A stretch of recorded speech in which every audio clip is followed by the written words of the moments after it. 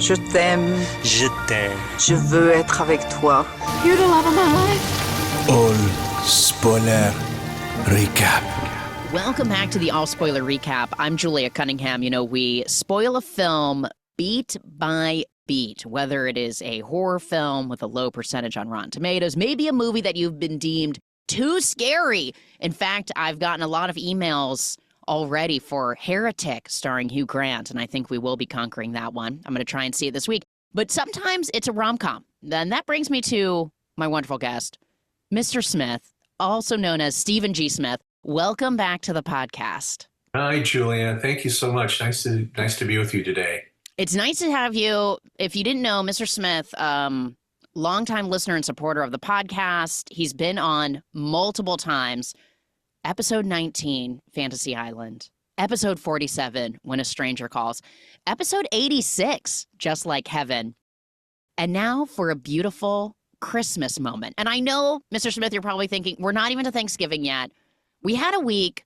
I get so many emails requesting that I go full throttle at Christmas time. I don't normally do it because I'm not ready to dip my toes into the world of Hallmark and Lifetime and all these things. But this one felt right. I was thinking back to our time together with Just Like Heaven, and you were so good. I decided, well, and I will say your daughter who works with me, Molly Smith, who's our producer on the Jess Cagle Show, she said, you should do A Simple Favor. And I was like, ooh, I've been wanting to do that because A Simple Favor 2 is going to be coming out. And when I was like looking through, you know, the movie again, and I was like looking at the credits and I was looking up Paul Feig, I thought, you know what? We're not going to do A Simple Favor this week. We will be doing A Simple Favor, but I decided to go with Last Christmas. Have you seen this movie, Mr. Smith? No. Oh, I had a feeling you had not, and it is. Is it in theaters now? No. This was released in 2019. Oh. This is its 5th anniversary. It was released in November of 2019. It was directed by Paul Feig. It was written by this person, Byrone Kimmings, and Emma Thompson, who co-developed the story with her husband, Greg Weiss. And I've got to tell you, it is a bonkers film with Emma Thompson in it. It's got Emilia Clarke. It's got Henry Golding, who was also in A Simple Favor. And the title, Last Christmas, literally comes from the 1984 smash hit of George Michael and Wham! Point, Last Christmas. Yeah. So you'll see when we get into the film that our lead character is obsessed with George Michael. Just one of the fun, odd things that take place over the course of this movie. And it stars, as I said, Emilia Clarke, who you might remember was the Princess of Dragonstone, the Unburnt, Queen of Meereen, Queen of Andals, the Rhaenyra and the First Men, Lady of the Seven Kingdoms, Protector of the Realm, Khaleesi of the Great Grass Sea, Breaker of Chains, Mother of Dragons, Daenerys Stormborn. Khaleesi! Emilia Clarke is in this movie. And hot Henry Golding from A Simple Favor and Crazy Rich Asians. Other various actors, including Michelle met Yeoh. him one time. Who? Henry Golding? Yeah. I was at a movie convention in Las Vegas, CinemaCon. And I love CinemaCon. I think they were there promoting this film. Wow. All of them, and they did a little preview before it came out. And I'm like, okay. And so then we ended up going to this whiskey bar, my friend and I, and there was Paul Feig and Henry. And yes. And we snuck on over there and said hello, and we talked to them for like 15 minutes, and it was great. And I never ended up seeing this film. And wow, I can't wait to unfold it to you because it's a bonkers. I will say this: I saw it with my friend Jamie. I remember it was in theaters, and at one point, his friend Jonathan, who was actually a guest on the All Spoiler Recap, he joined me at the very beginning for like The Boy, or maybe The Boy 2, one of those two films, and he had texted Jamie being like, what are you doing? I just got out of a movie. And he texted back being like, I'm in a movie right now. We're watching Last Christmas. And Jonathan had just seen Dr. Sleep and then walked into our theater and sat down with us. And we were just like literally talking because that's what type of movie we're dealing with. So, oh, no. But it's very like ridiculous and fun, worth noting. So, you know what? The movie begins. We start right away with Universal Presents in that neon light font that you would see, you know, out on streets and bars. glowing yellow, exaggerated, really loopy cursive, and then a simple all caps presents in a thin white Arial font with this beautiful church in the background, hovering over a cross made of gold and these small, deep red oxblood candles. You know, traditional churchy organ music is playing with a beautiful young choir singing. I don't understand ages. I would say anywhere between 10-year-olds to 13, maybe. I don't think any of them can legally drive. And the choir is dressed up in these beautiful high-collared white smocks, something that looks like out of old-timey pajamas like Scrooge would have been wearing, with like a gold shrug tied around their neck. The camera zooms in on a young girl front and center. Beautiful. She has these bright green eyes that are so green that they almost seem like they're CGI'd or color corrected in post or something like that. And she's singing solo. She's singing specifically the George Michael song called Heal the Pain. The girl looks reminiscent of Paris Jackson, Michael Jackson's daughter. I even double checked where I was like, is she Paris Jackson? It's not. And as she's singing, we see Emma Thompson sitting in the crowd and her husband, who's played by a Serbian actor, and their other daughter seemingly beaming with pride, watching their daughter lead this choir. It feels like almost maybe like a Greek Orthodox church or definitely some sort of Eastern European Orthodox church that they're in. Absolutely beautiful. And we cut to London, 2017. And Khaleesi now appears, Emilia Clarke, with this lightly curled bob, a sheer mesh top with like a silk dress over it. And the way that her hair is grown out, she has like dark roots. She has this faux leopard, giant fur, shaggy coat. And she's swaying in what we can see as a bar while she's downing the rest of a pint. And again, giving us Heal the Pain. Do, do, do. Like really beautiful, swaying to the music, singing to herself as if no one else, dance like no one's watching, but a light sway. How does that song go again? It's a little bit of like do, do, do energy when she's going to the beat. And a man just beyond her shoulder, hair tucked, ears, like, you know what I mean? Like that kind of man look where it's tucked and curls behind the ears. And he's got this gray sweater, just definitely like normal man energy, looks on and says, "You look like you maybe need another," as he approaches her. And she's standing at the jukebox, remember, with her do, do, do energy, just in her own world, listening to George Michael. Mm-hmm. And she turns to him and says, "Oh, are you psychic?" holding up the empty glass. And he goes, "Look deep into my eyes." And she laughs and he continues, pointing up the speakers, and he says, "I bet this is your favorite song." And she kind of rolls her eyes being like, "Oh, aren't you psychic?" And he goes, "Well, you played it 4 times in a row on the jukebox." She's like, "Well, love me, love George Michael." So she tells this kind of random barman that she and George Michael have a bond. You know, they're both singers. They're famously misunderstood. They're underappreciated in our time. But it's all going to change because she has this big audition on the West End. And she has a suitcase with her. And he says, "Oh, are you from out of town? Are you a tourist?" And she goes, No. I had to move out of my flat. I had to leave my roommate, traveling light." And he asks if she's moving back home. And she like immediately starts oversharing, like, "Absolutely not. This and that, and my mom and my sister." And he sort of laughs. And she's like, "Oh, something will turn up," or someone, he says. We cut to her in his apartment. It's the next morning. He's made her coffee. She clearly went home with him. And he's like, "Look, I'm going to run out. I'm going to make us smoothies. You like sleep in. I've got a really like a scalding hot shower you can take if you want to. Like, you do you. I'll be back in like 10 minutes. She's like, "Great." She's like drinking the coffee he hands her. She's like, "Oh my God, this is amazing."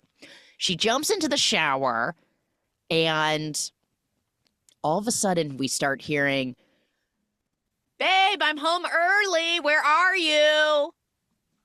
Some woman is inside the apartment. No. Clearly he has a girlfriend or a wife or whatever. And she's standing in the shower, had just got in. Her hair's wet. She just has like raccoon eye makeup because she's barely gotten into the shower. And we hear her being like, the conference ended early. Where are you? And then all of a sudden we hear the bathroom door open and she opens the curtain, of course, exposing the Khaleesi who's standing there. And she's like, who are you? And the Khaleesi goes, the plumber? The plumber? She's like, I just needed a bed for the night. Your partner was so accommodating. She's like, Ed? And she's like, yeah, Ed. Like, clearly doesn't even know his name. She's like, oh my God, Ed was so helpful. And then the woman standing there's like, did you shag him? And her face is just like, We cut to her being thrown out on the street, wet hair. She's got her suitcase. But we also notice at this point, something that we did not see in the bar the night before, is that she's wearing high-heeled elf shoes. So the type that have like the sloped heel that come to like a turn up, like A Nightmare Before Christmas with the famous kind of looped mountain. Yeah. And they have bells on them. So clearly elf shoes. It's like, okay. We cut to a red almost gift tag that says in our exaggerated cursive glowing yellow neon light, Last Christmas, with gold snowflakes and hand-drawn watercolored mistletoe with bells and presents on this. It's our title card. Merry Christmas, all spoiler recap listeners. You're probably like, it feels early for Christmas. I felt like after this week, you guys love Christmas so much. It felt like we needed it. So Merry Christmas, pre-Thanksgiving, to our all spoiler recap listeners.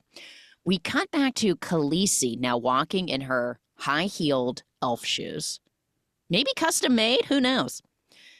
She's got her gray knit tights, again, but different silk dress over her white tee. She's got a leopard jacket. She's got the suitcase. She has wet hair. She has smudges from eyeliner. There's a bumper sticker on the suitcase that says, I love George Michael. It's like, we get it. Shut up about it already. And she's walking through London. She gets on the bus, and we're getting all of, our cast, our credits coming through in the glowing, exaggerated cursive in various colors. Your blues and your greens and your yellows. She ends up making her way off of like a town square in London, and she opens these bright blue doors to a year-round Christmas shop called Yuletide. And the front looks like it's very small. Like you can see that it's next to a Godiva chocolate shop that they kind of try and block out, but you can see the diva part. And you can see that there's a store next door, but it looks like a pretty slender storefront. Like it wouldn't be a massive store. And then when she walks inside, it's like something out of Harry Potter, where all of a sudden it's like this mansion of Christmas store. Really? Doesn't make sense. Yeah. Unless the storefront goes to the length and then becomes an entire apartment complex. It's truly an unhinged storefront, but massive. And the moment she, unlocks the door, turns on the light, literally Last Christmas kicks on. She walks into the employee section, and standing there is Michelle Yeoh, Academy Award winner, also from Crazy Rich Asians, millions of things, who is shocked that she has arrived early because apparently Khaleesi is never early, never on time. And she goes, accommodation issues. And she lugs this suitcase.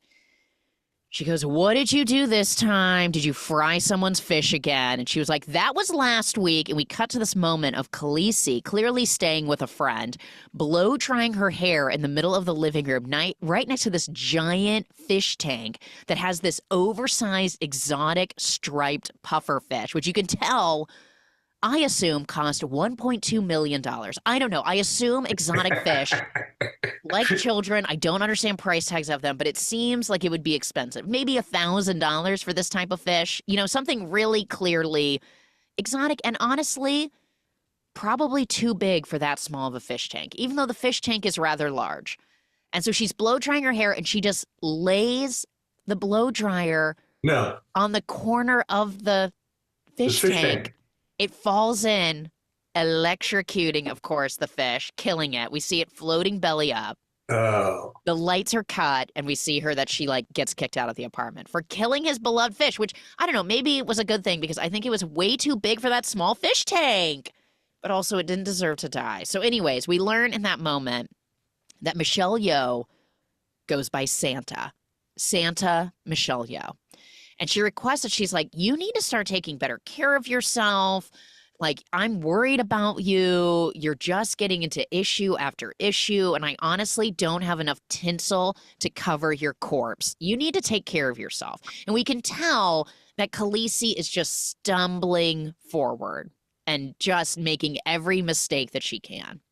And she turns to her and she's like, get to work, elf, and walks out. We cut to the Khaleesi behind the cash register in this like green velvet Christmas dress with this like little fur mini cape tied by a blue ribbon. And it's got the, fur cuffs and the trim. And she has this giant Santa Christmas belt on. And out of nowhere, because this is directed by Paul Feig, Patti LuPone is trying to decide between two identical cross-eyed Jesus Christmas manger statues. what? Yeah. These giant, and imagine them to be the size of a football. These like giant baby Jesuses. And as she describes, she's like, one looks fun, one looks serious. Which one should I buy? And she also is marveling, Patti LuPone. It's like, God, this must be the most wonderful job. You're just surrounded by Christmas and good energy. And you can tell the Khaleesi is just like, oh, it's a job. And, like, oh, yeah, it's wonderful. But trying to be hospitable to Patti LuPone. But really, you can tell she just wants to die. So while Patti LuPone is debating between these cross-eyed baby Jesus statues, Cross-eyed. to get her to pick and to buy it, she gets this phone call, and Khaleesi yells to Santa Michelle Yeoh, like, can you help her? I've got to take this call. She goes outside, and it's her sister. It's revealed that her sister is calling. It's the actress Lydia Leonard, who I'm not as familiar with, a British actress who has a lot of credits to her name, including playing Tony Blair's wife in The Crown. Love The Crown. And she goes, Mom has been trying to get in touch with you. And she said she tried to call you 17 times and call her. And they get into this minor squabble. And she says, look, I don't need to call Mom. I'm an adult. I know how to take care of myself. Even though we know clearly, based on the setup and electrocuting a fish, we know she's barely an adult. And obviously, like some sort of arrested development in a way. And her sister, Tony Blair's wife, says, you are the furthest thing from an adult. And Khaleesi's like, look, I need time to myself. And her sister, Tony Blair's wife, says, I'm asking you to do a single thing, Khaleesi. Just ring her, call her. And she goes, give me one good reason that I call our mom. Which I'm like, because she's your mom? But she says, you've missed 5 doctor's appointments. You've got one planned tomorrow, which apparently you know about, and you have to be there. Also, she's planning a dinner to celebrate my promotion, which you have not said anything about. And you ringing her is affecting my life because now Mom is all over me. And like, just be a sister, be a daughter. And Khaleesi's like, oh, wow, will you be bringing Alba? And her sister's like, ugh, just call your mother, and storms off. Clearly some sort of trigger when she says that. She storms off and Khaleesi goes back inside. Meanwhile, she's back inside. She's scrolling through her phone. She's going through the quote contacts, the Rolodex, looking for people and a place to sleep when Santa Michelle Yeoh yells at her to get back to work. And instead of helping the many customers that are in the store buying insane Christmas things, because it's the type of store that's not just traditional ornaments, it's also like unhinged ornaments, like sexy Santas and weird kind of stuff, but also traditional stuff. So it has kind of something for everyone type energy. Mix. And she's not literally walking over and helping customers. She picks up a cleaning Swiffer wand and just starts flailing her arms around like she's cleaning. It's like, go help a customer. So she's pretending to work, and while she's cleaning a snowman statue that's in the window, she picks it up to really give it a good dusting, as if all of a sudden she has energy to clean. And she's wiping it down, and when she pulls up that Santa, it actually exposes a large square of all this holiday decoration so that we see outside beautiful, hot Henry Golding. Yeah.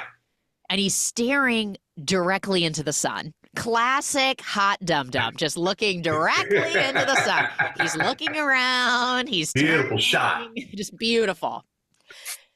And she's looking at him because she's like, what is he looking at? He's looking around and he's turning, trying to get a better view of the sun, question mark, like, what are you doing?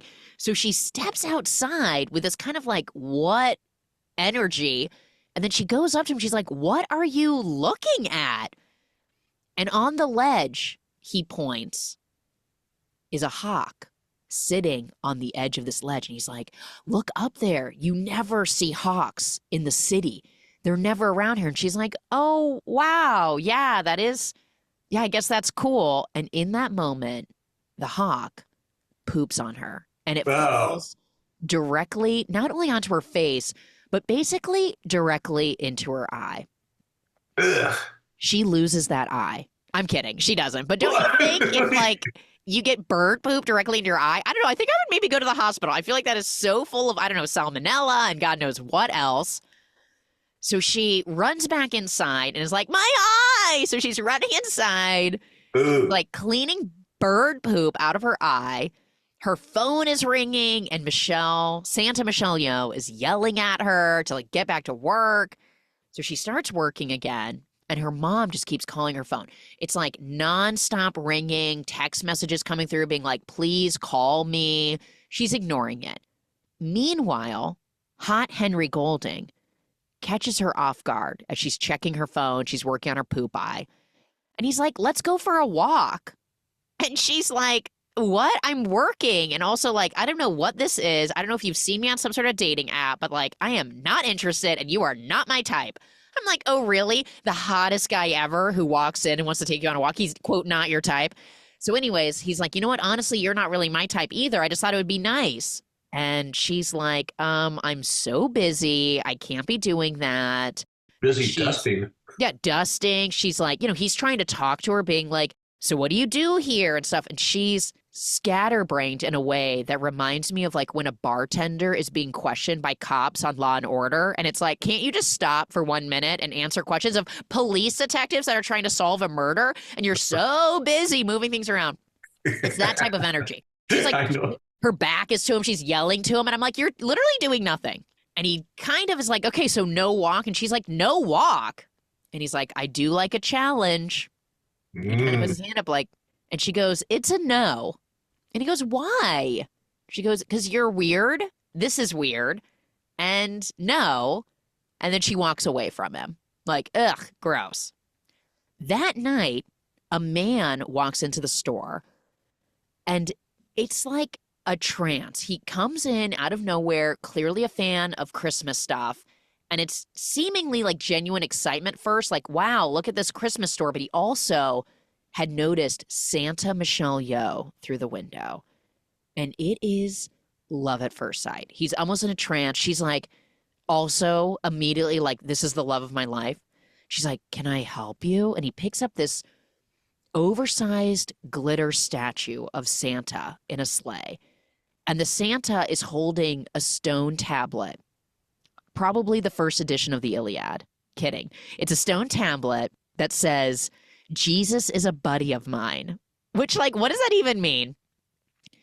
And he's like, she's like, are you into that? And he's like, just so flummoxed of like, oh my God, the most beautiful woman ever is talking to me. And I'm holding this weird, and he's like, I think I want something dissimilar. And she's like, what about, and she picks up this giant glitter monkey with a Santa hat on that sings Last Christmas when you like pull its arm down or something like that. And he's like, that's so funny. But they're still just in this weird love trance. And he's like, I'm going to think about it and I'm going to come back. And then he walks out of the store and you're like, what is happening? It's this weird exchange, but you can tell they've instantly fallen in love. So he walks out, and Khaleesi's like, wow, what just happened? What was that? What is going on? And she's like, wow, Santa Michelle Yeoh, you're in love. Ooh, love. And she's like, how dare you? I am not. And I'm going home. But when you head out, don't forget to lock up. And she leaves. Khaleesi gathers her suitcase. She has all of her stuff. She's trying to pull the giant suitcase out of the, thin blue door that opens to a giant mansion of Christmas. And as she finally gets the giant suitcase out the door behind her sort of slams shut, but slams shut and like bounces back, clearly showing not locked. The door is not wide open, but it's clearly ajar. She's late for an audition. So she's running across town. She's with her suitcase. She barely makes it. She's dressed like an elf, so she looks completely insane. And she starts interviewing in this audition for the three that are like, should we be doing this? And it's Rob Delaney, who we know from various things, including Bad Monkey, most recently on Apple TV Plus. He's in Deadpool. He's a comedian. He wrote a really moving memoir about grief, having lost his son. Interesting character. And Peter Serafinowicz, who you might know from being the voice of Darth Maul, but he also starred in The Tick. Do you know the live action remake of The Tick, which was like so fun and different? Oh, He's also yeah. in, like Guardians of the Galaxy. He's been in a lot of stuff. You would recognize him. And this other woman, and they're like, you know what? Too late. The auditions are over. And she's like, well, there was this crazy accident. And they're like, wow, was Santa involved? Because she's dressed like an elf and they're just being total dicks about it. And she's like, actually, Santa was involved, like kind of joking because it's, her boss. And Rob Delaney is like, are you saying Santa is a woman in a way that like God is a woman? Like, what's happening right now? And they're all kind of confused by the fluster of this elf up on stage. They're like, look, we're not going to let you. And then all of a sudden, Rob Delaney says, okay, let's let her because I really want to see what this elf has to do. And also, what if she's the next Barbra Streisand? So take it away. And she's like, oh, well, here's my music. And they're like, no, the music guy already left. So you can sing a cappella. So she's like, okay. So she starts doing, these are a few of my favorite things. So she starts singing and they stop her and they're like, oh my God, stop. You got it. You got the part. And she's Just like that. And she's like literally like pulls her hand like, oh my, really? And they're like, no, that was literally the worst audition yet. Get out. There you go. Totally slam her. So we cut to her all bummed out. It's nighttime. She's dragging herself down the street when she runs into hot Henry Golding. He's literally unlocking his bike. And she's like, did you follow me here? And he's like, no, I made a delivery here. She's like, oh, yeah? He's like, elves are so cynical. Like, why do you I'm not following you. And she's like, okay, but here we are. So, okay. And he's like, well, let's go for a walk. And she's like, I'm not a dog. And then she says, I had a really bad day. Actually, it would be nice to walk. Like, obviously, I don't want my career to be an elf. I'm a singer. And, they're talking. And then all of a sudden she's like, who are you, by the way? Who are you? And he's like, oh, I'm hot Henry Golding. Of course. It's like, oh my God. And so she gets into this storefront, the way that like, townhomes and things on the street where there'll be like a little enclave to step up and open a door. She gets in this enclave and is like, okay, stand up and be my cover. So he sort of opens his trench coat as she changes out of her elf costume into some normal clothes and puts on a sweater. And these guys walk by and are like, woo woo. And she's like, okay, good job covering me up. Even though it's not like she's naked, but she's, changing. Yeah. So she changes and they get back up and they keep walking and they go down this really cute little thin alleyway and it's well lit. And he says, oh, it's the narrowest alley in London. It's actually nicknamed the Fat Man's Squeeze. And he tells her how he loves finding hidden and secret places and She's like, you have a little bit of serial killer vibes. And he's like, oh, no one's ever said that to me before. And they're just kind of like joking around, disarming each other. It's kind of becoming like, oh, you can see how these two will be friends or maybe more, question mark, exclamation point, chipper. So they turn out of the alley and he almost runs into someone. They take this tight turn.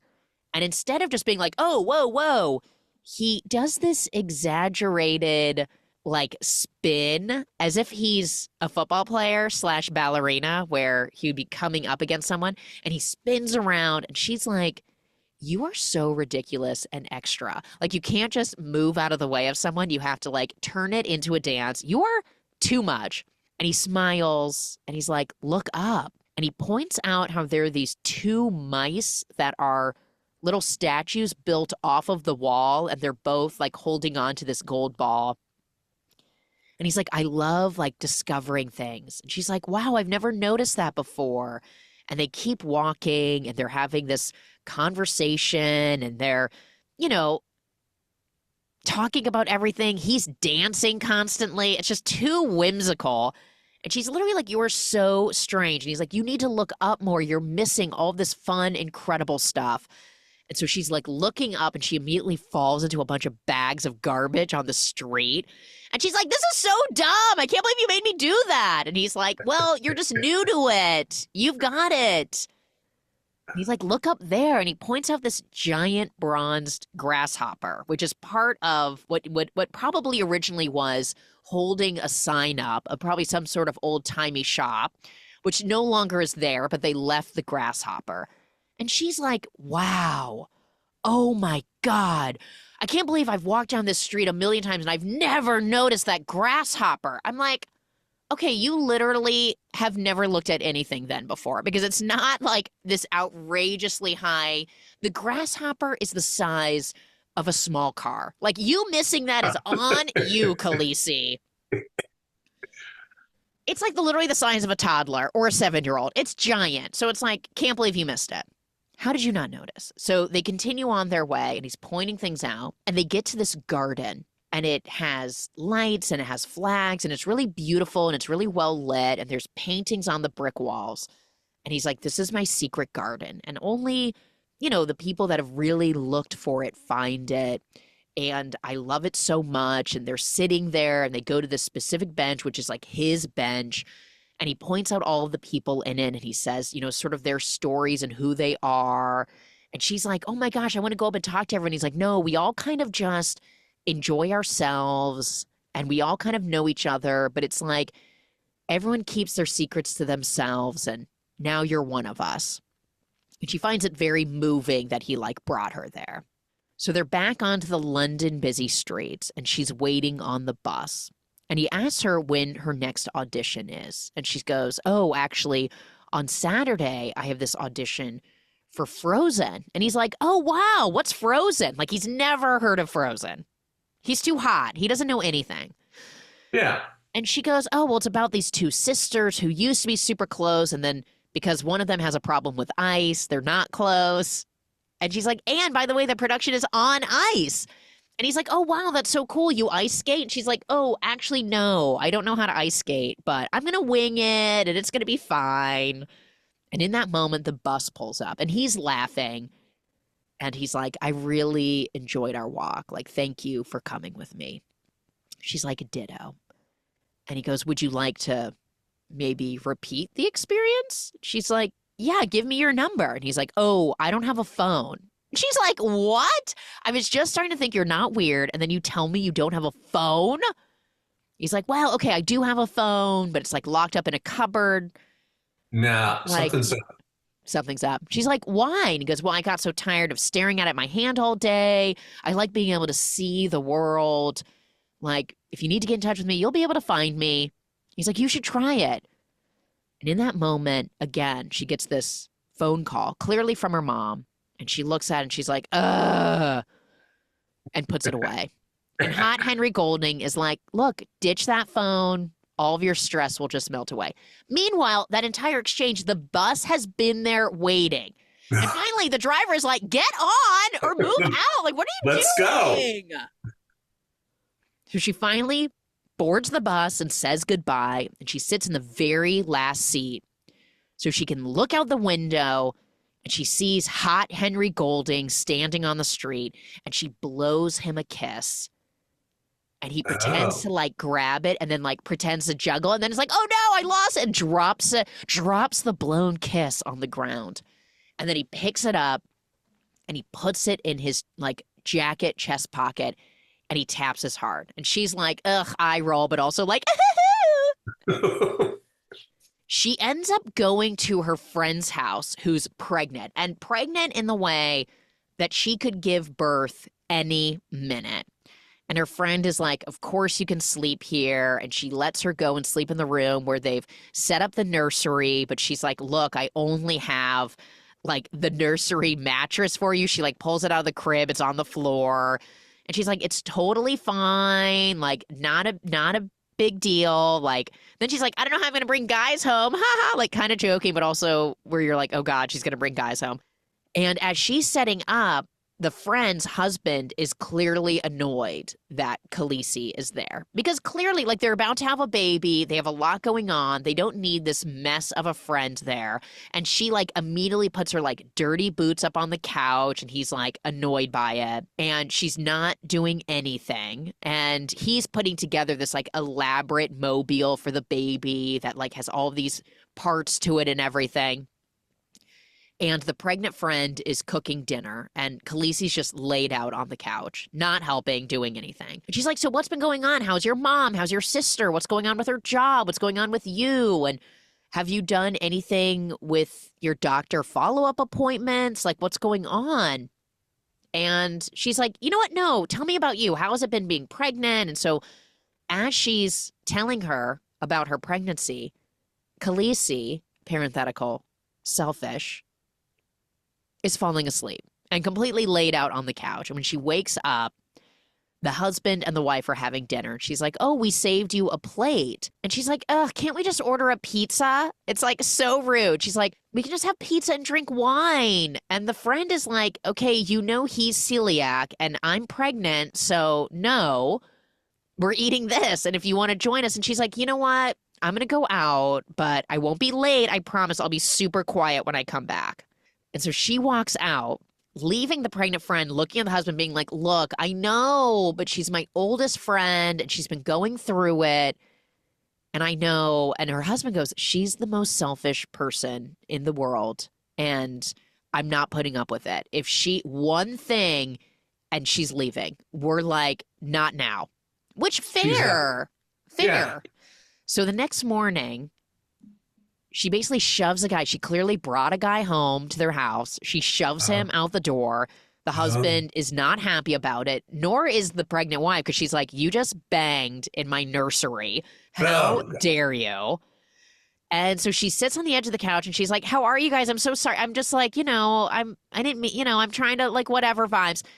And she falls back because she's like teetering on the edge of the couch, and she falls back and she destroys the intricate paper mobile that the husband had just made overnight. Oh, no. And of course, they kick her out.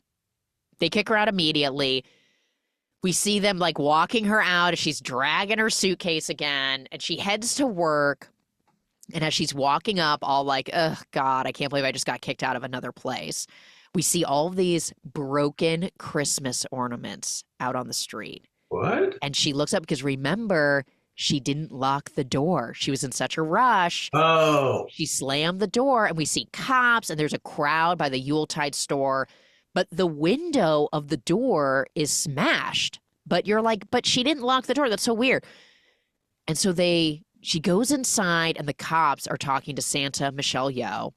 And they're like, it was a break-in. It's common this type of year. There was like damage. It looks like instead of like robbing, they more kind of like trashed the store. Maybe broke into the cash register, but it was like, it's Christmas ornaments. So they mainly, even the cops were like, it could have been just like a bunch of teens wanting to terrorize, we'll look into everything. And Santa Michelle Yeoh goes, this is my employee, Khaleesi, and you can ask her anything because she locked up. And we flash back, of course, that door slamming shut but bouncing open. And Khaleesi say, oh, I didn't see anything out of the ordinary. And the cops say they'll be in touch. And as they walk out, they're kind of bickering back and forth to themselves about Christmas, and they wish them a Merry Christmas. And Santa Michelle Yeoh goes and turns to Khaleesi once the cops have left, and she goes, "Don't talk to me." And she starts walking off, and Khaleesi's like, and she's like, "You didn't lock up." And Khaleesi's like, "I can pay for it." And she's like, "You know what? Listen to me. And listen, seriously. You started out great. You have a way with people. It's why I hired you. You were thriving. You were doing so good. It's why I made you full time. And I felt lucky to have you." And Khaleesi's like, "Thanks." She's like, I'm still talking. She's like, "I don't feel lucky anymore. Since you came back, you don't care about anyone or anything or about my store. And I had to smash my own window this morning when I got here and noticed that you had not locked the door, that they broke in, they trashed my store, and I had to do that so I can get the insurance money to pay for it." And she's like, "You turned me into someone who just broke the law, and this was on you." And Khaleesi is speechless and like bummed, just being like, "Oh my God, I can't believe what I did." And Santa Michelle Yeoh is like, "I can't believe I'm even going to give you a second chance, but I am, because I'm a good person, and I think you can be too. But one more thing." Yeah, this is a movie. Exactly. "One more thing, and you're out. Clean up your mess, you stupid, stupid girl." That's what she says to her at the end. Stupid, stupid girl. Wow. So that night, Khaleesi Harsh. is sitting outside the store. She's all bummed. She's watching people, and she notices the guy who was in the store that fell in love with Santa Michelle Yeoh. He's kind of like in the farmer's market area, just like sort of staring over at the store. And like she kind of notices him, but he kind of also then walks away. But she takes note, like, okay, he's hanging around. He like wants to get up in there. And she sees hot Henry Golding riding his bike, and she fills him in. She's like, "I'm homeless. The store got robbed." And he's like, "I have a place for you." And he walks her towards somewhere. He walks her, Mr. Smith, to a literal homeless shelter. Oh, there you go. She's like, how dare you? I'm not homeless." And he's like, "You literally said you were homeless." And Yeah, she's like, you "No." are. She's like, "I just don't have like a chosen home right now because I choose not to go to my parents' house." And he's like, "Well, do they live in London?" She's like, "Well, it's sort of a story." But she's like, "You know what? I'm going to go get a drink." And he's like, "You know what? I think you should be sober, and I think you should go home." And she's like, "You don't know them." And he's like, "Yeah, I don't know them." But he's like, "Okay." He's like, "Well, I got to go." And he starts making his way inside towards the homeless shelter. And she's like, "What are you doing?" And he's like, "I volunteer here." And she's like, Of course. "Why don't you just get Saint tattooed across your forehead?" She's like, "You are such a brown noser. I cannot get over. Of course you volunteer." And he's like, "You just can't help it." She's like, "Help one." He's like, "Never mind." And he goes inside. She's hanging out on a bridge, and it's cold, and she's eating a sandwich, and she's just like, ugh. And she calls a cab. We see her being like, "I need to call a cab." We cut to her in the cab telling the driver about her mom and how she thinks she preferred it when she was ill because her mom was able to be center of attention. And now that she's doing fine, her mom is trying to control her life and all this stuff. And the twist is it is a cab, but it's also her dad. She called her dad to pick her up. Oh. And it turns out that the parents have a really bad marriage and they just kind of avoid each other. And even Khaleesi's like, "I don't know why you don't just get a divorce." And he's like, "Divorce is for the rich." And he's like, "You go inside. I'm going to keep driving for a little bit." And he like heads out to go take more fares. And they live in what looks like a townhome, almost like a duplex with like two houses next to each other. And one is just like this nice brick, painted, quiet, understated. A couple ripples through the paint exposing the brick, but really nice looking. The other house is like vomiting Christmas decorations, blinding lights, would like light up the entire street. And the bare home is hers. She goes and knocks on the door. No one answers. And she's like, "Mama, let me in." And we don't hear anything. And she like knocks really hard, like boom, boom, boom. And she's like KGB.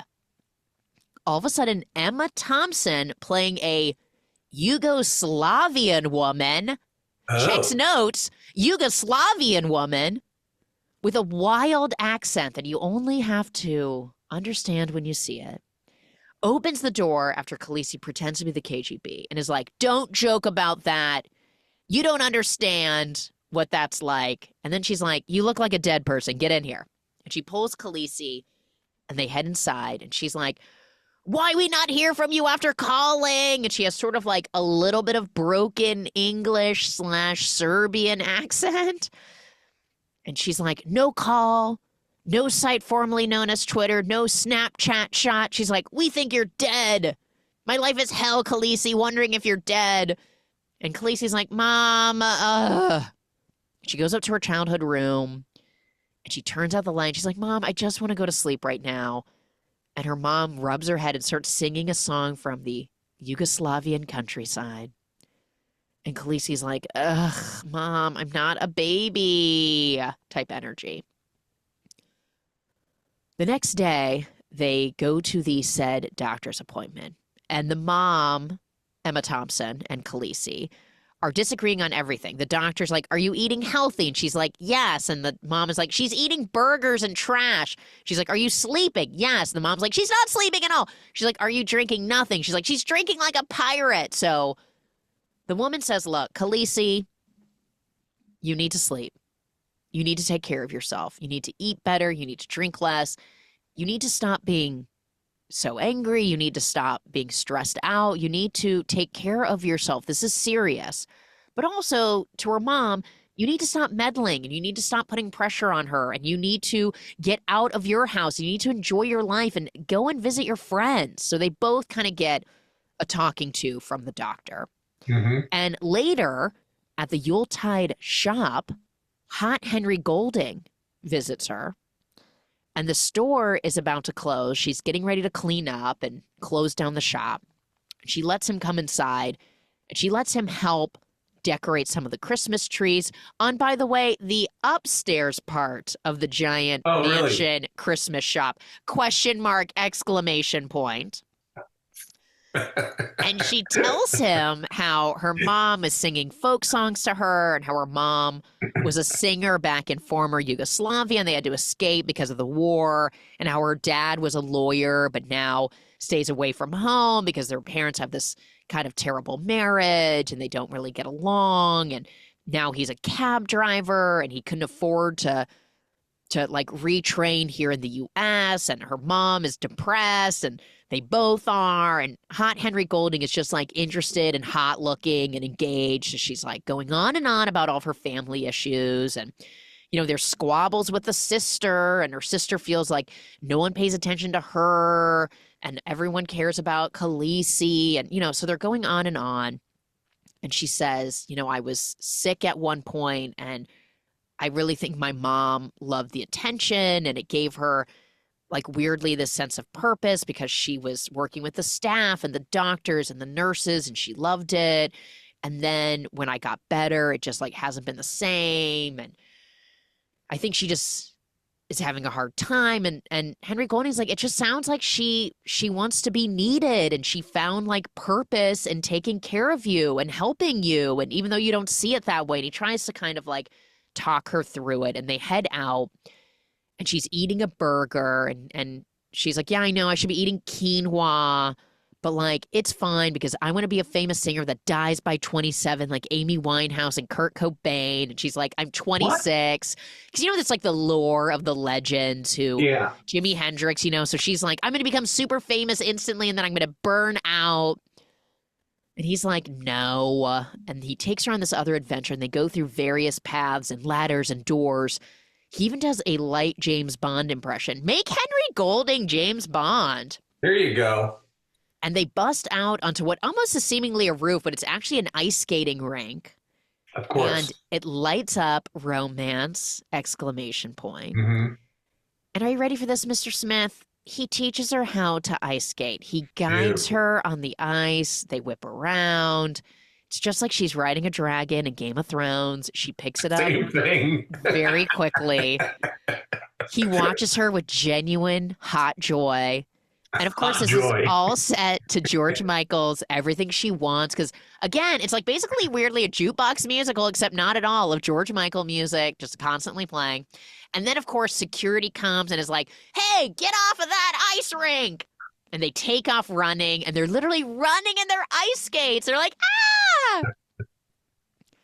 Romance. She goes, it was fun, it was free, it was illegal, it was romantic, it was a fun date. And he says, and it was practical too, for your audition. He's like, remember me when you're on the top. And she's like, absolutely not. Henry who? And then she's like, wait, no, literally, Henry who? Like, who are you?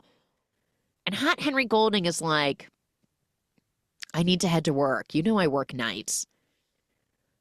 And he tells her he'll come and visit her at the shop. And she's like, if I still have a job, she's like, you know, Santa Michelle Yeoh is really mad at me and I'm trying to do better. And Hot Henry Golding is like, well, why don't you do something nice for her? Not just like being on time, but, you know, show her that you care and that you appreciate her and that you're like really sorry. So the next day, she's trying to really work hard and she sees the outside guy that loves Santa Michelle Yeoh and she brings him inside. And she's like, Santa, someone needs assistance. And she connects the two and they're falling in love over their love of Christmas. And she's like, ugh, I am so good. I am on the nice list. So she heads to that weekend, her audition for the judges. And all of a sudden, she's an incredibly talented skater. One lesson and the power of hotness. That's all it takes. Makes you Olympic level. So she's skating around. They tell her that they'll be in touch and that she did a great job. And she calls them, you know, and is like, thank you so much. And on her way out, she literally falls on the ice. She's like, ugh, idiot.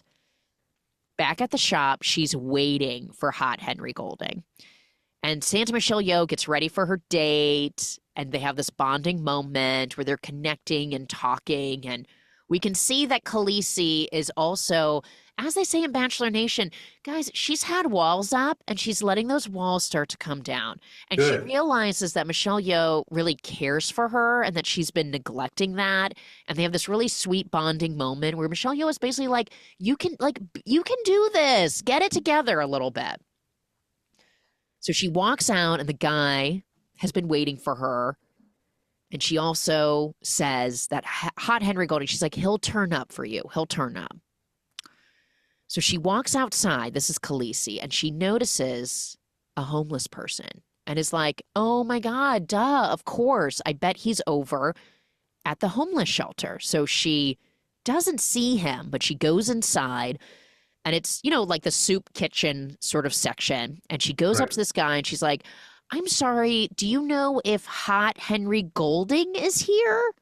You know, he's really hot. Like he would stand out because he's so hot. You would know. Right? Yeah. Like you would know if you saw him. He's hot. And the whole moment they're like, oh, I'm not sure if he's here. I'm not sure who that is. And she's like, the really hot one. And so this guy is like, actually, can you help me serve the tea? I've got to go check on the soup or something. And so she basically gets like wrangled into volunteering all of a sudden. And as she turns her back, like a bunch of the homeless people take all the cookies and all sorts of stuff. And in the moment, she's like kind of helping. And she's like, look, I've got to go. But can you tell Hot Henry Golding that I came by to say hi? And they're like, well, why don't you call him or like get, and she's like, oh, he doesn't have a phone. It's a long story. And the younger man that's volunteering there that's come up to now is like, thank you for spending time with us. And she's like, no, thank you. And she like leaves. And he goes to the older gentleman. And he's like, she seems like she's maybe really nice and maybe she'll come volunteer here. And the older guy is like, no way. She seems uppity and kind of like snobby. I don't know if she'll ever come back. So they kind of have a disagreement because, guys, she's on her journey. Her walls are coming down. She's going to change, maybe. So back at her parents' place, the family is shocked and in disbelief that she's helping at a homeless center because she gets home. She's like, oh, sorry, I'm late. I was volunteering at a homeless center. And she realizes she's late to the special dinner in celebration of her sister's promotion. And of course, there's immediately some sister squabbling because, again, one gets attention, one doesn't. And they get into this whole argument about English translations, and they get into this conversation about dick versus penis. It's like a whole thing. What? And because like Emma Thompson doesn't understand dick can also mean penis. She's like, but our neighbor is named Dick. So they kind of get into this whole thing. Comedy. Quote, comedy, end quote. And Emma Thompson is like, leave your ill sister alone, even though Khaleesi's clearly fine. And the dad and sister, Tony Blair's wife on The Crown, are like, she's not ill, and stop smothering her and trying to baby her. She's an adult. And it kind of leads into this fight with everyone. And the mom turns to Khaleesi and is like, you're wasting your life away. And we learn that the sister basically became a lawyer because the father couldn't be a lawyer, and she felt obligated to like take that on. And so they're all fighting. And her sister like really starts to lay into Khaleesi. This kind of like, you've been given a second chance and you should be ashamed of who you are. And she's like, oh, I'm ashamed? I'm ashamed of who I am? Where's Alba? And the sister's like, shut up. And she's like, oh, we're here for your big celebration, but where's your girlfriend? And all of a sudden, Emma Thompson is like, Alba? No, Alba's her roommate. And everyone's like, ooh. And the whole family's like, we don't get it. The mom and dad are like, what's going on? And Tony Blair's wife from The Crown stands up and she's like, you're a piece of work. And she stares down Khaleesi and she storms out of the house. Khaleesi gets up. She also leaves. She's full of emotions. She's listening to George Michael, waiting for that day. And she hits a pub. She's having a drink. She's scrolling her phone. She walks the street. She goes back to the homeless shelter, but doesn't end up walking in. She walks away. And as she's starting to walk away, here comes hot Henry Golding. And she starts berating him. She's like, where have you been? Get your phone out of that cupboard. I need to hear from you. I need to be in contact with you. You just disappear. I can't find you. She starts going on like, my sister, and I did something terrible, and I'm like so upset. And he kind of talks her down, and he's like, I'll get my phone. Let's go get it. And they go to his place. And his place is tidy, obsessively clean. She's even like, I don't even want to mess this up. She like sits on the floor. And he sits on the floor too. And he's like, tell me. And she's like, I'm a mess. And I don't know. And he's like, yeah. He's like, you're kind of a mess. And she's like, no, I'm a mess in here. And she points to her head. And she's like, and I'm a mess here. And she points to her chest. And she goes, when I was ill, it was a heart thing. And he's like, just listening, hot, engaged. And she says, I had a heart transplant, but I don't normally even tell people because they get weird about it. And I don't think you will. And he's like, no, tell me. And she shows him the scar that's down her chest. And he's like, is it okay? And he reaches out with his hot hand and he puts it on the edge of the scar lightly. And he holds his hand there and she puts her hand over it. And she says, they took out my heart. They took it. They threw it away. And I don't know what they put back in here. But it's felt weird since. And it's felt different. And it's felt strange. And like I'd lost my most special part of me. I'm different now. And they keep telling me I need to be aware of how lucky I am and how I'm this and I'm that and how special it is that I get to still live. But really, I don't feel alive. I feel half dead. And he moves closer to her and he holds her and she leans into him. And she goes, I was supposed to be special and I think I was special, but now I'm normal and I'm not supposed to be what I am. And I'm having a hard time moving on and nothing feels right. And you're the only person that makes me feel solid and like seen and that I exist and that you get me. And they kind of laugh about it in a way where it's like, this is insane. Like, no, of course you're gone through something trauma filled, but you can move, like, you've got this type energy. And she's like, and now I have you, this delivery man, volunteer, non-phone person. What is this? But you're hot. And he says, you know what? Just being a human being is hard. It's hard. And one thing that someone said to me that really helped me is that every little action of the common day makes or unmakes a character. It just means that you're built of everything you do, and that's okay. And she starts crying, and she's like, who am I? And he's like, I don't know. And they start to laugh, and he says, why do you have to be anything? And she turns to him, she goes, hot Henry Golding, can we lie down? Because they've been sitting on the floor. And he picks her up and like gets her up off the floor, and she lays down on like what looks literally like a twin-sized bed, by the way. And he lays her down, he puts the cover over her. And she's like, I said we, as in like, we're going to bang. And he says, we hardly know each other. And she goes, I just told you literally everything about me. And he goes, you just went through a lot. You should sleep. That's not what this should be. And he goes, sing to me. And she starts singing a lullaby.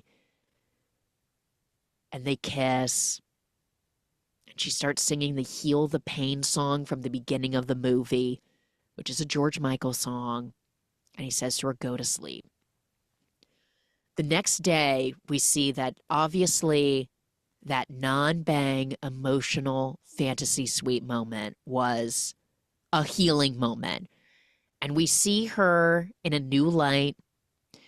She's getting healthy food at the farmer's market. She goes to her parents' house.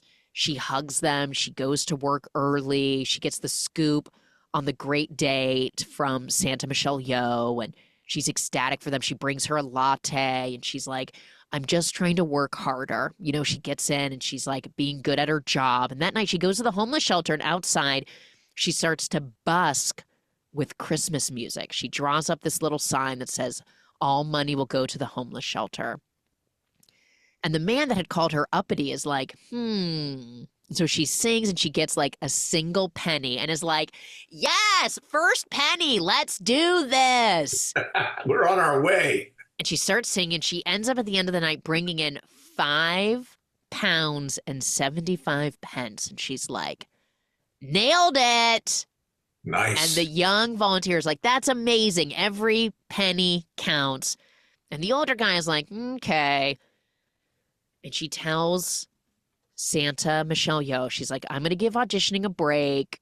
You know, I just don't think it's really what I need to be doing right now. And she's dating the guy and etc. So everything is going well. And all of a sudden we get Faith from George Michael. So we really turn to the upbeat part of the movie. We Here we go. Faith.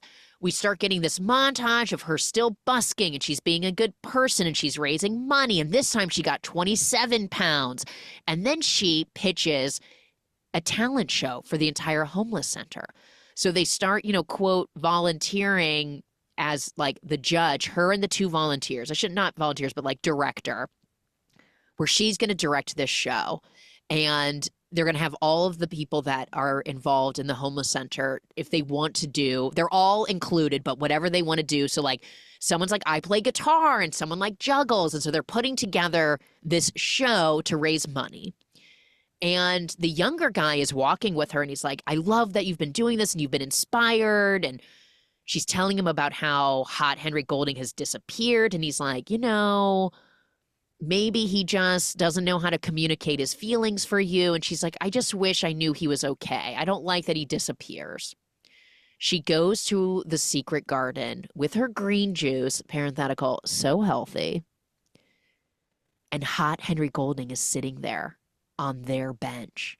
They smile at each other, and she's like, I've been missing you. And she leans in, and they kiss. And she's like, I'm loving this. I'm missing you. I'm kissing you. Where have you been? What's going on?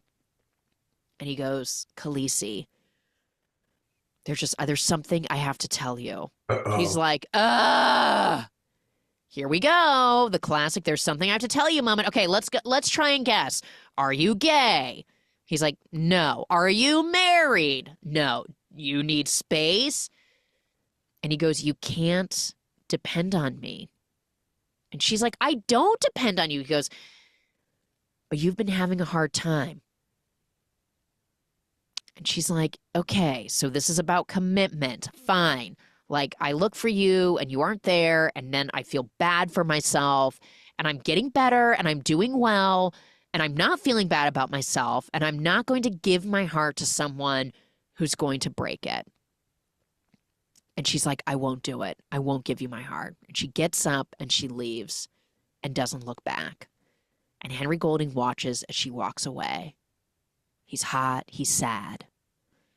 And on the bus, she's riding, and there's this young man that starts screaming at these two people that are speaking Croatian or Serbian.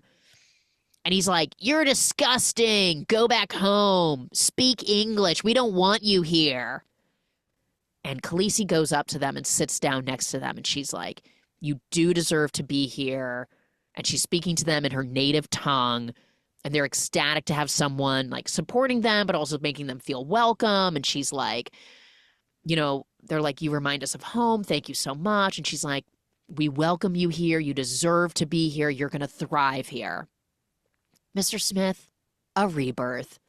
She goes to the flat of her sister, the wife of Tony Blair in The Crown, and her girlfriend Alba answers the door.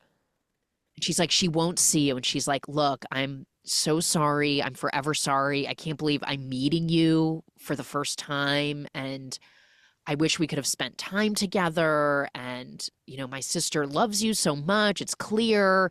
And her sister comes forward and she's like, look, I wish mom and dad knew how happy you were and they should know that.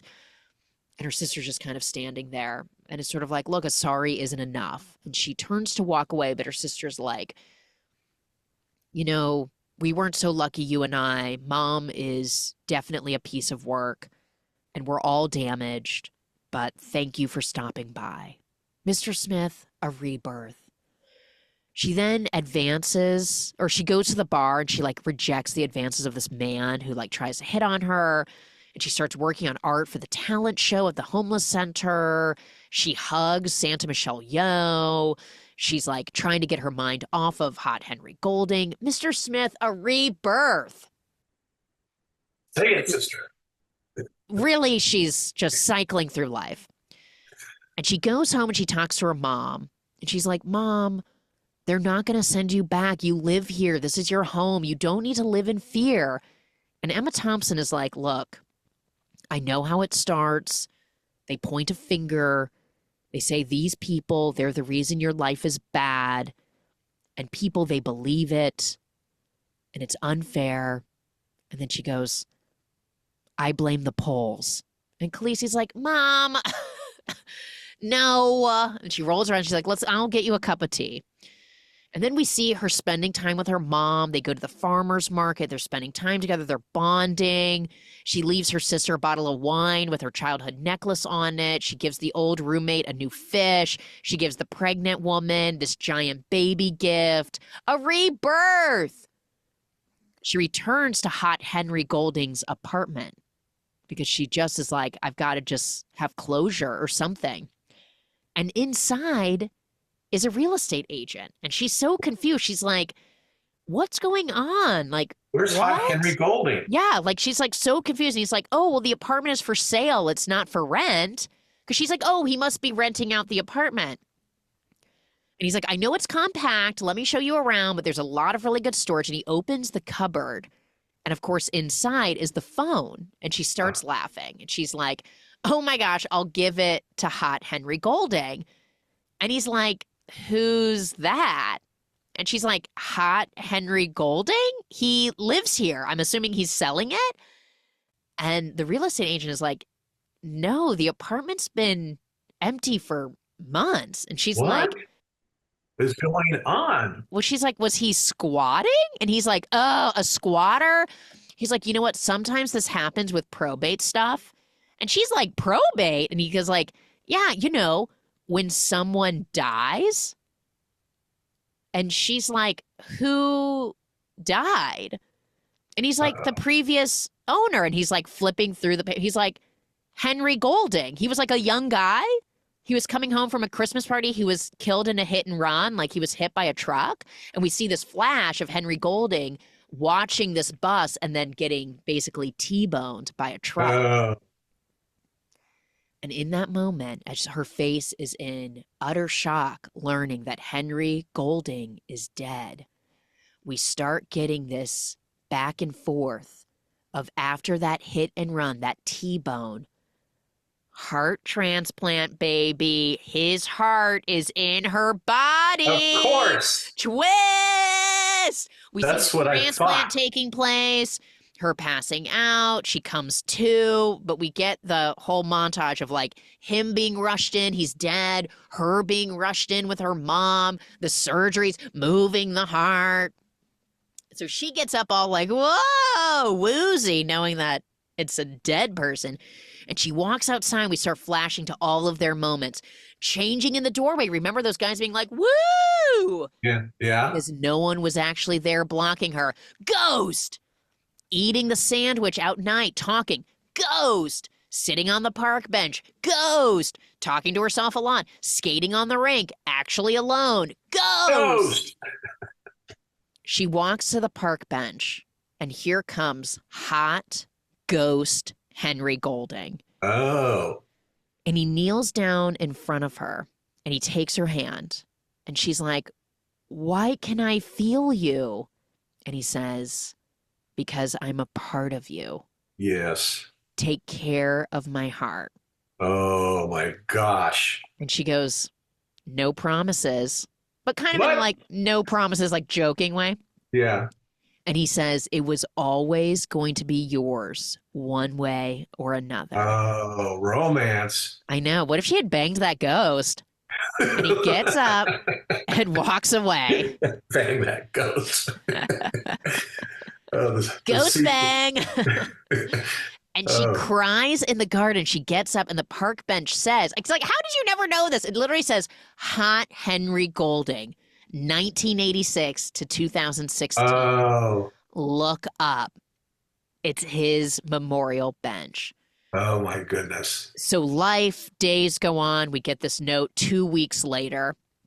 And the Homeless Center talent show is happening to raise money. And it's being directed by Khaleesi and all of her friends and family. The baby has now been born. Alba is there. The cops are there. The doctor is there. The real estate agent, who I guess has become a friend, is there. Her parents are there, and they're happy together. And obviously, there's been a ripple effect to everyone. Santa Michelle Yeoh is there with her boyfriend, and she thanks the crowd. She says, we are all so lucky to be alive. We are so lucky to be able to help each other in little ways, in big ways. And the reason we are lucky is because everybody helping each other is, in fact, what makes us happy. And then she does, last Christmas, you gave me your heart. The very next day, etc. So she starts singing Last Christmas a cappella, and we flash through her relationship with Henry Golding and how hot he is and how he changed her. And then the band of the various people that are in the homeless shelter, like a curtain drops and the whole band is there and they're all singing and the song really kicks in and it's nothing but pure joy. And everyone's dancing and singing, and she's having the time of her life. It's like a Coldplay concert. Mr. Smith is wearing a Coldplay t-shirt. Oh, beautiful. It's the highest energy of all time. And then as she completes the song, she goes, on with the show. We cut to Christmas Day. The whole family is together. Her parents, Alba's there, and Alba has brought this beautiful, like, bread pudding. And Emma Thompson is like, oh my gosh, I'm so glad that you can cook, Alba, because Tony Blair's wife from The Crown doesn't know how to cook. And, you know, and so they're all going on. And Khaleesi's like, all right, can we be nice? Can we not like diss our sister's cooking? And she goes, I'm having a great time. I'm enjoying the lesbian pudding. And so she's like, She starts to be like, I'm going to celebrate by singing a dirge from my homeland. And she starts singing this like, "Ah-ba-da-da." And everyone's like, Mom, no one wants to hear that dirge. God. And they're like, let's sing something cheerful and happy. And so the dad starts singing a traditional upbeat, like da da da da da da, like super upbeat. They all get up, they're all dancing and they're singing. And we cut to Khaleesi later sitting on their bench. And she's journaling, like they say in Wet Hot American Summer. She's journaling. And she holds the book to her chest and she looks up. The end. Oh my goodness. Wow. What a beautiful journey. It is a journey. It's utterly unhinged in the most fun way. And the fact that literally last Christmas he gave me his heart is bonkers. Oh, I didn't put the two of those together, those lyrics. Yes, last Christmas he gave me my heart. The what very a next clue, day. right? I know. It's too much / everything. Those words from that song made this entire movie. Yes. Oh, and like the George Michael music played throughout. I will say Khaleesi and Hot Henry Golding, of course, like great chemistry. I love them. Emma Thompson, even though this movie is like so bonkers, is like very sweet. I think it has like 40% on Rotten Tomatoes or something like that. I just looked it up. Did you just look? What does it say? 46%. 46% from the critics. And the audience, 81%. 81. I was going to say, it's kind of sweet. Like when I was rewatching it last night, I was like, it's insane and bonkers, but it's really kind of sweet in a way. You just have to look past all the flaws. But, classic Christmas movie that I just felt like we needed. Yeah, especially these days and times. Literally. That was Immigrants belong here. High energy, dead banging ghosts, all of it. We needed all of it this week. It's all there for you. It's all there for you. And I just felt like after this week, and because I get so many requests for Christmas movies in general, I thought we all needed this one. So thank you for being my guest, Mr. Smith, Stephen G. Smith. It's literally wonderful. A joy. I so appreciate you. Episode number 4 that Mr. Smith has joined. So go catch our past episodes. If you have any thoughts, questions, concerns, you can always email me, allspoilerrecap@gmail.com. Subscribe, tell a friend. Merry Christmas, and we'll see you next week.